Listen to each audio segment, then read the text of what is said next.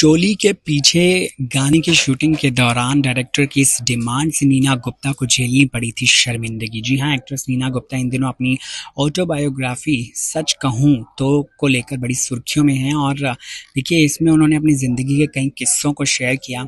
बॉलीवुड में नीना गुप्ता की autobiography release हो गई और इसके बाद ही एक्ट्रेस लगातार चर्चाओं में हैं। इस दौरान उन्होंने अपनी पर्सनल लाइफ ही नहीं बल्कि प्रोफेशनल लाइफ के भी कई राज खोले हैं। एक्ट्रेस ने बताया कि कैसे उन्होंने मुंबई में अकेले रहकर इंडस्ट्री में अपनी एक जगह बनाई। इस दौरान कई बार वो मुश्किल दौर से गुजरी, इसके बावजूद उन्होंने हिम्मत नहीं हारी।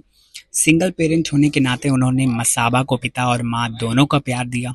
नीना गुप्ता ने अपनी ऑटोबायोग्राफी में सुभाष घई से भी जुड़ा एक किस्सा शेयर किया। एक्ट्रेस ने बताया कि फिल्म खलनायक का गाना चोली के पीछे क्या है कि शूटिंग के दौरान उन्हें कैसे शर्मिंदगी झेलनी पड़ी थी। इस गाने के लिए सुभाष घई ने उनसे पैडेड ब्रा पहनने की डिमांड कर दी थी। इस वाक्य को याद करते हुए नीना ने बताया कि शुरुआत में जब इस गाने के बारे में उन्हें पता चला तो वो काफ़ी एक्साइटेड हुई। उन्हें ये गाना बहुत कैची लगा था।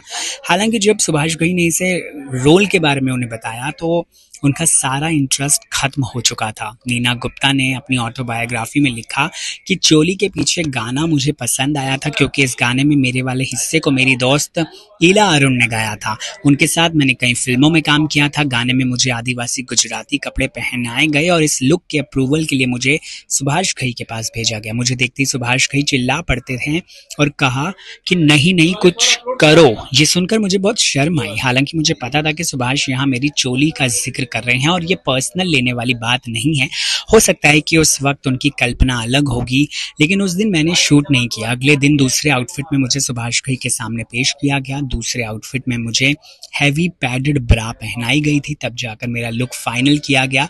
सुभाष घई अपनी चीज़ों को लेकर सटीक रहते हैं, इसलिए वो एक अच्छे डायरेक्टर भी हैं। नीना गुप्ता ने सिर्फ सुभाष ही नहीं बल्कि डायरेक्टर डेविड धवन से भी जुड़ा किस्सा शेयर किया। अपनी ऑटोबायोग्राफी के लॉन्च के दौरान नीना ने बताया कि फिल्म ईना मीना डीका के सेट पर कैसे डेविड की फटकार से वो जोर जोर से रोने लगी थी। दरअसल इस फिल्म में नीना गुप्ता का किरदार एक भिखारी का था जो काफ़ी छोटा रोल था।